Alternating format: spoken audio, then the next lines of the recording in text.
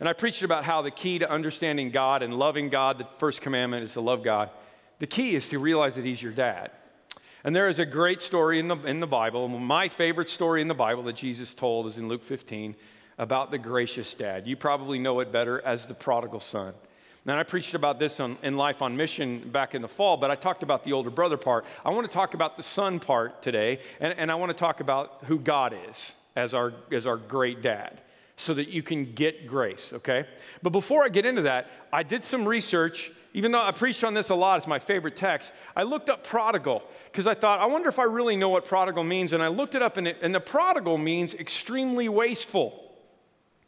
I always thought prodigal was like wild or bad or whatever, as a prodigal child, right? They ran away. But that's not what it means. It means extremely wasteful. So what that means is that this story of the prodigal child is not really necessarily about how he acted. It's about what he wasted. And that just hit me like a ton of bricks. Because when we don't live in the grace of God, we are wasting the grace of God. We are wasting the love that he wants to give us. So I said it this way. The real tragedy is not the fact that we run away from the Father. The real tragedy is the love and the grace that we are wasting. Jesus tells this story because he's being criticized for hanging out with the people who are far from God. And the problem is, in Jesus' day, like in every day, there are the believers, the God believers, back in Jesus' day, in our day, church is full of people who think they don't really need much of God's grace because they've kind of taken care of their own stuff. And they're all wrong.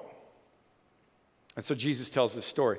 He also tells this story because there were a group of people around that were so far away from God that they think there's not enough grace to go around. It can't possibly cover me. And both of those groups of people were wrong. And Jesus wanted to clarify that.